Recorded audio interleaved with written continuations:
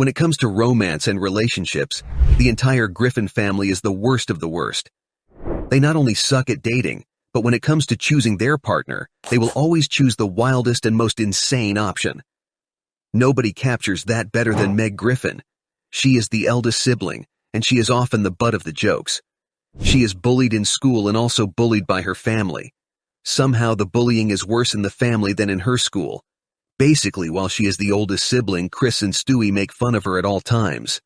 Her father ignores her as he thinks she is just annoying.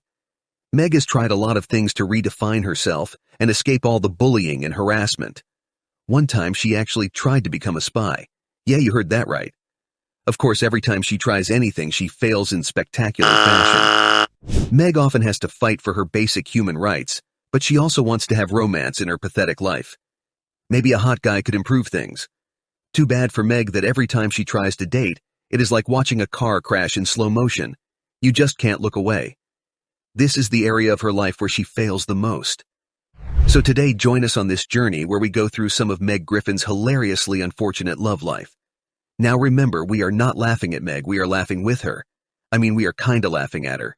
So let's start with her casual romances. These are just situations that happened in her school life. Meg really wanted a boyfriend. She wanted to date someone so that she is not so embarrassed at all times. The problem is that literally nobody wanted to date Meg. They did not even want to socialize with her. She was so unpopular in school that whenever she tried to get close to a student, something horrible happened. One time, Meg was in shop class with another student. He was so afraid that he might have to date Meg that he picked up a nail gun and shot himself in the stomach. Yeah, he wanted out that badly. Then came a time when the school was organizing a school dance. Meg needed a date badly, and she wanted to go with one boy from her class. This boy then shot his own brother and used that as an excuse for why he cannot go to the dance with her. My man committed a crime just so that he does not have to be Meg's date. I just know that some dude threw himself out of a window because Meg flirted with him for like 10 seconds. But it cannot be that bad.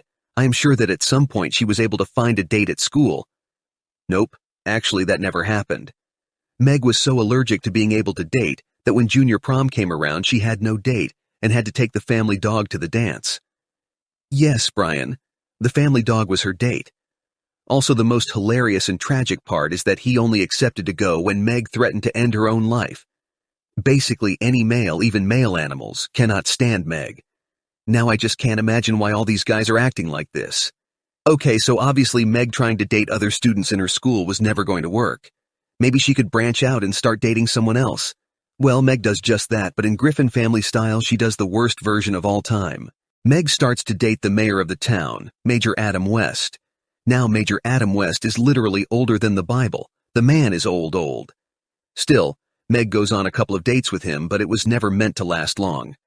After that, she starts to date Kevin Swanson, the son of Joe Swanson, a local police officer. Now comes the unfortunate part of Meg's dating life. She also has no luck at all. While she likes Kevin, it is soon revealed that he died in battle while serving in Iraq. Now, while Meg is always presented as a loser, she actually slept with a celebrity. It gets wild and weird pretty fast. So Meg wanted to change her style. She wanted to go from being a loser to being a pop star celebrity. The whole family actually came up with a plan that worked pretty well. Meg and the entire Griffin family started a musical tour. They had an entire performance and went out on tour. After getting really popular, they actually landed a gig at Saturday Night Live, a pretty big American show. They went there and performed. Soon Meg met the famous host Jimmy Fallon. The two actually slept together during an opening ceremony of the show.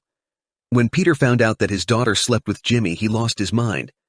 Peter beat up Jimmy really badly, but soon it was revealed that he did not do it for Meg. He does not care about that. Peter was just angry at Jimmy Fallon for laughing at his performance. Now let's get more specific. Meg had many casual flings and horrible dates that went nowhere. Still, she did date some guys for a longer time. All of it was tragic and hilarious. But still, our girl managed to finally date someone longer than 10 seconds. One of the most hilarious tragedies in Meg's dating life was Anthony. Now she started to date Anthony in the episode Go Stewie Go. At first, Anthony was kinda perfect. He was totally normal, even handsome. Now everyone was shocked that Meg was able to date someone so stable and normal. The family could not believe that she finally found someone normal. They even had to test Anthony to see if he is maybe a supervillain or a criminal. Meg is annoyed that nobody believes she finally has a normal boyfriend, but still she keeps going. The town gets involved at some point.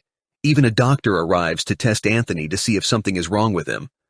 Still, it seems Anthony is just a dude. Meg continues their relationship. She and Anthony make out and they seem in love. Now the twist happens. Meg's mother Lois is jealous of the couple. Lois has been having a midlife crisis, and she kinda wants to experiment. When Meg leaves, Lois seduces and sleeps with Anthony. Meg is so shocked when she returns that she immediately breaks up with Anthony. Meg's love life is like a classic Shakespeare play. There is tragedy, betrayal, and somehow everyone is sleeping with everyone. This time, Meg actually stood up for herself. Usually when her family ruins her moment, she just takes it. This time it was different. She for real snapped at Lois and told her horrible insults. Basically, she roasted her mother for being old and useless. Still, no matter the situation, Meg lost another potential partner. To talk about the tragic relationships of Meg Griffin without mentioning Michael Milano would be unforgivable. So Meg ended up in a coma because she was trying to save some beers while the house was flooding. Her father Peter begged her to save those beers, and he promised to treat her as a princess if she did.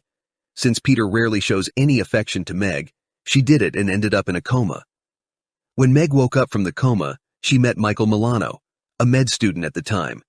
They actually fell in love and started to date. Now the problem became Peter. Usually Peter does not care about Meg, but suddenly he became overprotective. He always tried to create problems for her and Michael. Soon enough, some shocking news happened. Meg told her family that she is pregnant. After that, she and Michal actually got engaged. At first it seemed that Meg might have found her prince charming. Things were finally looking up in her romantic life. Still, as always, something just had to happen to ruin everything. Meg found out that she was not actually pregnant, but still, she wanted to marry Michael. I mean, yes, they have only been dating for what feels like 10 minutes, but the girl wants to be married. What can you do? Now the problem is that after Michael found out that Meg was not pregnant, he left her at the altar. Another in a long line of tragic relationships that Meg experienced. Now comes an insane one. Meg was just chilling and going on a trip with her friends. They were going to Europe together when things went crazy. Some crazy people arrived and kidnapped Meg. They actually planned to sell Meg into slavery, which just shows our girl has the worst luck.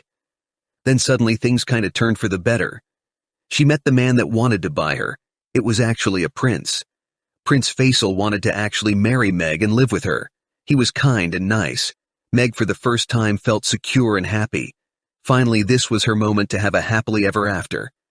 Then her baby brother Stevie showed up and shot the dude straight in the head. That is how Meg's love story ended. She actually might have gotten a better life, but again her family had to ruin it. After some time, Meg tried to date again, but again nothing worked. It's like she is cursed. Then Valentine's Day arrived, and of course it was painful for Meg. She had no choice but to go online to find a date. She did not want to be alone on Valentine's Day, and actually she met a nice dude. This is actually one of the most wholesome love stories that Meg experienced. She met Toby online and they went on a date. It was a lovely date and Meg loved her time with Toby, who seemed almost perfect. Then something not wholesome happened. Toby drugged Meg and stole her kidney. Meg was shocked to find out what happened, but still she wanted to date Toby for one day. She did not want to be alone, and the guy who stole her organs was the perfect choice for a date. Toby felt guilty, so he decided to spend a day with Meg. They actually had even more fun during the date. At the end of their day together, Toby gave Meg her kidney back, but soon after that he left. Minus the whole drugging part and the organ stealing part, this is one of the most wholesome romances that Meg ever experienced. Now we gotta turn back to a more tragic love story. Some would see the most tragic. Sue, Meg, and her family went on a cruise. They were all hyped for the trip, and Meg was also actually excited. While on the cruise, she met Chad, who was part of the crew on the cruise. He was perfect, and he actually seemed to like Meg. Chad and Meg hang out during the cruise, and Meg truly fell in love. This time it was going to work for her. Then suddenly a giant storm happened, and the ship got caught by horrible waves. Chad and Meg were hanging out when a giant wave hit the boat. Meg was able to stay safe, but our boy Chad did not.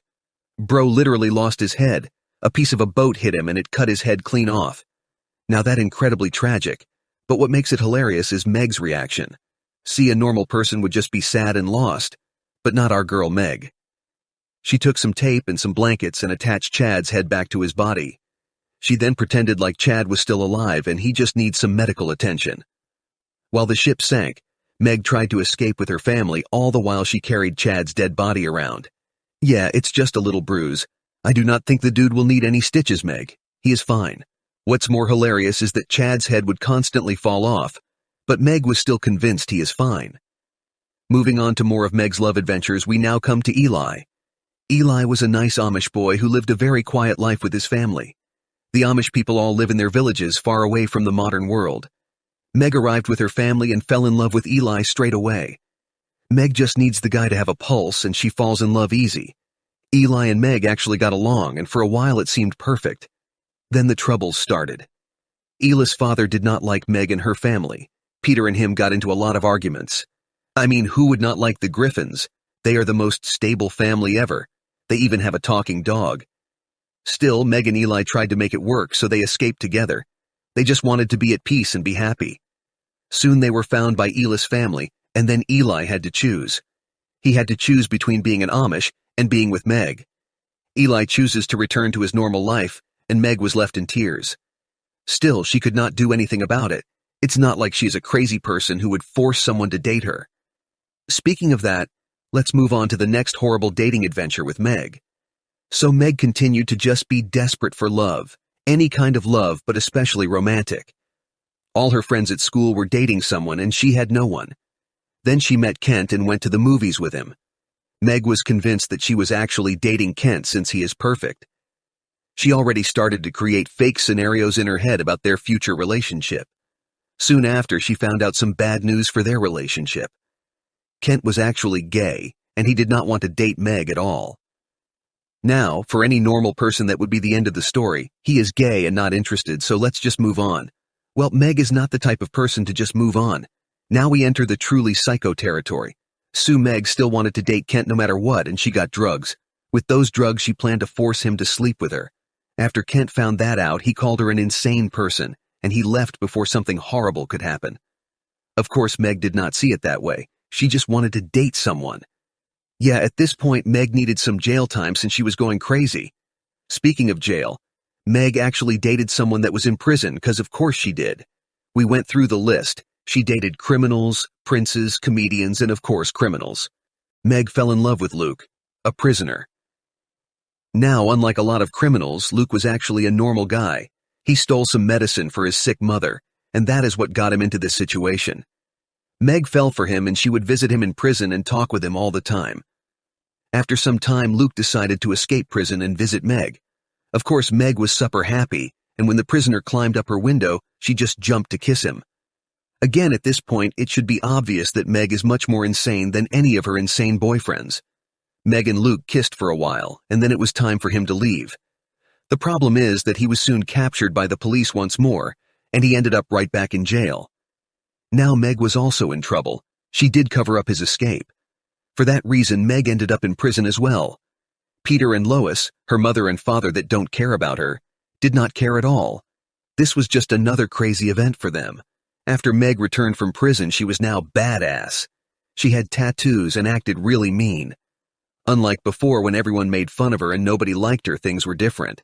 I mean, nobody still liked her and she was a joke, but now she had some cool tattoos, so I guess that's a win. She also beat up Peter, and it's always awesome to see him getting kicked around. Now to end with one of the more recent relationships that Meg had. This one is really special since it literally did not happen. Well, it happened inside of Meg's head. You see, there was some really bad mustard that Meg ate. This mustard made her go crazy, and she started to imagine a guy she was dating. They kissed, went on crazy dates, and were even chased by the police. In her hallucinations, he got shot, and it was really crazy. Turns out none of it happened. Meg was alone in her car. She was just kissing the air. She got into trouble with the police on her own. Like all of her relationships, it was mostly her losing her mind and the other person not being there. Her brother Chris Griffin was the one who saved her from the entire situation, and he brought her back to normal. As we come to the end of this insane journey, one thing is clear. Meg is allergic to having a stable and normal relationship. If she does not ruin it with her insanity, the dude either turns out to be a criminal or he just gets deleted as the romance starts. Again, I wish Meg nothing but the best. Everybody deserves love. Still, if it never works out with humans, she could always try to date Brian the family dog.